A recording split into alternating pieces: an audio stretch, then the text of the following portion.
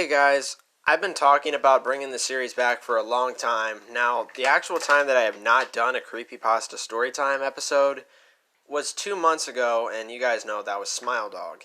But special thanks to my girlfriend Dark Angel, who actually picked out this Creepypasta, because it's more along the lines of stuff that she knows better than I do, and that is Robert the Doll. Now, as y'all know, Robert the Doll is like this doll that apparently they bought. Someone buys it, and then the doll like haunts them, and then it pretty much drives the person insane. They try to get rid of the doll. They try everything. They try throwing it out, everything, and Robert keeps coming back. But now, with you, I'm going to share with you guys. Special thanks to my girlfriend Dark Angel again for picking out this creepypasta. It's different from the stuff that I usually read, but if it's on Creepypasta, then it can be on Creepypasta Storytime. So again, the story is Robert the Doll. This version of the story was published on July 30th, 2011, and the writer remains to be unknown. And the estimated reading time is 3 minutes. Now, usually these don't actually last. These actually are like shorter. Actually, not shorter, they're longer than 3 minutes. So let's begin. In the late 1800s, Thomas Otto and his family moved to a mansion at the corner of Eaton and Simonton Streets in Key West, Florida, now known as the Artist House. The Ottos were known to be stern with their servants, sometimes even mistreating them. It was the treatment of one such hated servant that provides a twist in this story. This woman was hired to take care of their son, Robert. One day, Mrs. Otto supposedly witnessed her practicing black magic in their backyard and fired her. Before she left, the woman gave Robert a lifelike doll which stood 3 feet tall, had buttons for eyes, human hair, and was filled with straw. Dolls that resembled children were not unheard of during this time, but this one proved to be special. Robert named the doll after himself and often dressed it in his clothes. Robert, the doll, became his trustworthy companion. He took it with him on shopping trips into town. The doll had a seat at the dinner table where Robert would sneak at bites of food when his parents weren't looking. Robert would even be tucked into bed with the boy at night. Soon, this innocent relationship took on a strange nature. Soon after, Robert chose to be referred to by his middle name, Jean, after being scolded by his mother. He told her that Robert was the doll's name, not his. Jean was often heard in his toy room having conversations with Robert. Jean would say something in his childish manner, and responses could be heard in a much lower voice. Sometimes, Jean would become very agitated, worrying the servants and his mother. She would, on occasion, burst in to find her son cowering in a corner while Robert sat perched in a chair or at the bed glaring at him. This was only the beginning. Household objects would be found thrown across the room. Jean's toys turned up mutilated, and giggling could be heard. Whenever these unusual acts took place, Jean always said, "Robert did it." The boy took the punishment, but always insisted that the blame was Robert's. As the mischief grew, more and more servants took their leave as new ones were hired. The Otto's relatives felt it was time to do something. With the recommendation of a great aunt, Jean's parents removed Robert from his care and placed him in a box in the attic. This is where he resided for many years. After the death of his father, Jean was willed his boyhood home. He decided to live in the Victorian mansion with his new wife. Jean had become an artist and felt the house was spacious and would provide a place for him to paint. He went to the attic and dusted off his childhood toy. He became attached to the doll despite his wife's displeasure. Jean would take the doll along with them everywhere they went. He even sat in his favorite little chair while Jean and his wife slept nearby. The turret room became Robert's domain after Mrs. Otto moved him back to the attic. Their marriage slowly became sour until Mrs. Otto supposedly went insane and died of unknown reasons. Jean followed soon behind. Robert supposedly attacked people, sometimes locking them in the attic. People who passed by claimed to hear evil laughter coming from the turret room. For some time, Robert remained in the empty house by himself until a new family purchased the mansion and restored it. The doll was once again moved to the attic. This pleased it as much as the last time. The doll was often found throughout the house. On one certain night, Robert was found at the foot of the owner's bed, giggling with a kitchen knife in hand. This was enough to send them fleeing from the home. Robert was later moved to the East Martello Museum in Key West, where he sits perched in a box. Despite his new living quarters, the doll is believed to not have given up his menacing ways. Visitors and employees claim they have seen the doll move. His smile has been often known to turn into a scowl. One employee, cleaned Robert, turned off all the lights and left for the night. The next day, he returned to find the lights turned on. Robert sitting in a different position than the night before, and a fresh layer of dust on his shoes.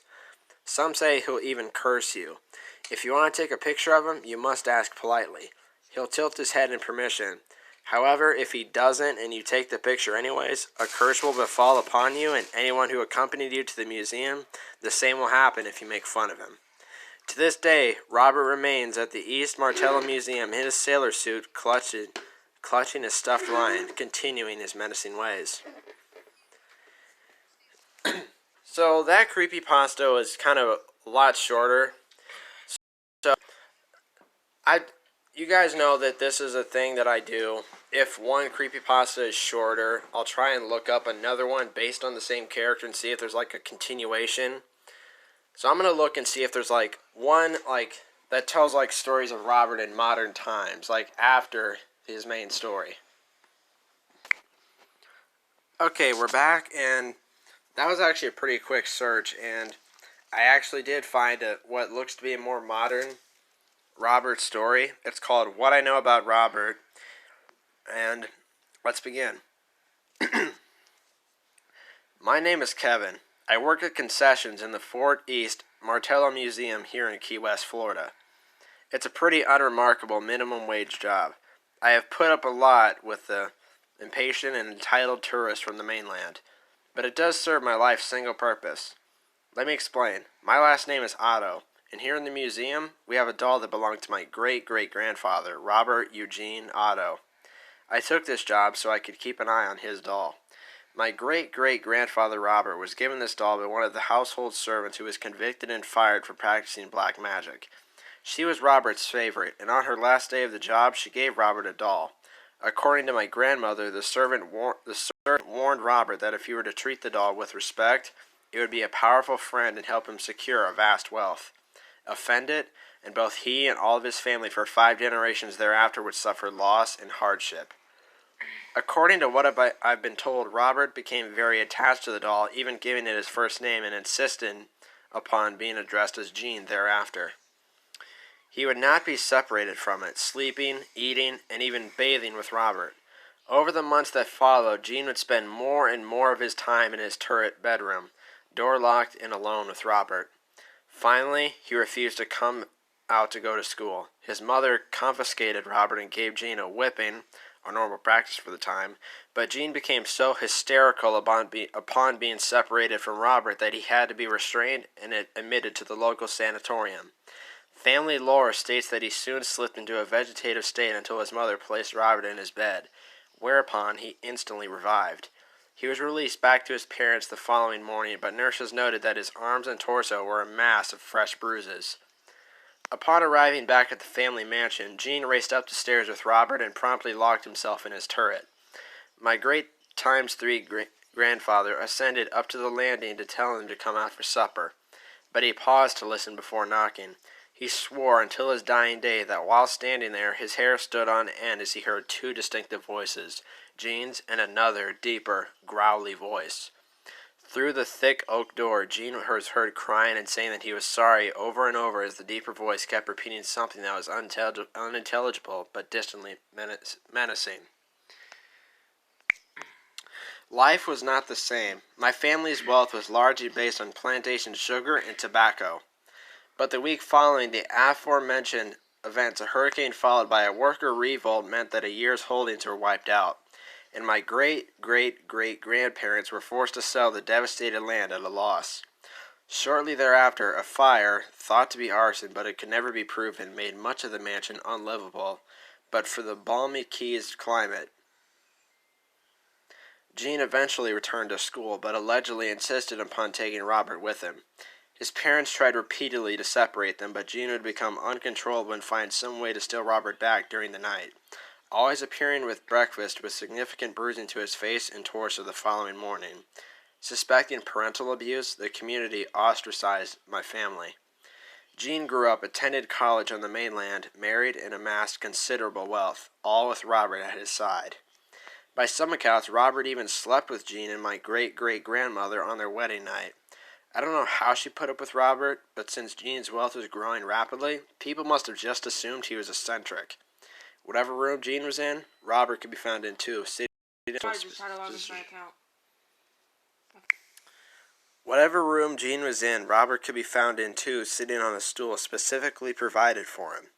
At night, Robert shared Jean's bed even after my great-great-grandmother moved into a separate bedroom, having given the ultimatum that he could choose either the doll or her. Jean returned to Key West, a wealthy man, and rebuilt the family mansion only to have his mother die of what appeared to be knife wounds a week later. The local police believed it was a suicide. A former disgruntled servant had been allegedly blackmailing her, but my grandmother insisted that the weapon was never found and no one ever stabbed themselves to death before hiding the weapon. Unable to bear the grief of his loss, Jean's father lost the ability to function and attempted suicide. Jean had him committed until his death 2 years later. His body was found one morning in a cell with ligature marks around his neck. The police report stated that no rope was found near his body. Independently wealthy but overwhelmed with grief, Jean retreated into his art, turning his former turret bedroom into a studio and painting every moment from sunrise to sunset, always with Robert at his side, propped up on a stool as if directing his work. Refusing to eat during the days while he worked, Jean's health declined sharply as he spent his nights roaming the mansion with Robert. He could be heard carrying on endless conversations with the doll as he wandered the halls and rooms in the dark. The servants all quit, claiming the devil lived in his doll. His wife tried to get help for him, but fled the island with my great-grandfather in fear for her life as Jean's behavior became steadily more erratic. No one saw Jean again after my great-great-grandmother left him. Passers-by would claim to occasionally see Robert in the window of the turret looking out over the street. After several weeks, a neighbor stopped by and found the front door unlocked and slightly ajar, but no one appeared to be at home. The police were summoned and they found the house unoccupied. Aside from a thick layer of dust, the house was immaculate. Excuse me. In the turret room, they found dozens of paintings, each one slashed repeated as with a knife. Robert was found sitting on his stool facing the door across from the windows, appearing as though he was expecting visitors. On the floor were a set of filthy pajamas, reeking of body waste. The mansion was boarded up and all but abandoned by my family, and later it was sold to the island government for next to nothing by my great-grandfather during the Depression to ease debts. It sat for decades until the Key West community cleaned the place up and reopened it as a museum. Robert was found by a volunteer lying in a box in the attic, his carton free of dust and cobwebs as if he had been placed there just minutes before. On a visit to the island to see my family, my grandmother identified Robert to the volunteers and shared our family lore with them. They found the story very amusing and saw it as a new way to attract attention to the museum. Insisting it was evil, she desperately urged them to have the doll destroyed. Thinking of tourist revenue, the curator refused and had her escorted out. That night, my grandmother's flight back to the States became another Bermuda Triangle casualty, vanishing off the radar mid-flight in perfectly clear weather. So I moved down here and took this dead-end job. I am the last of the 5 generations.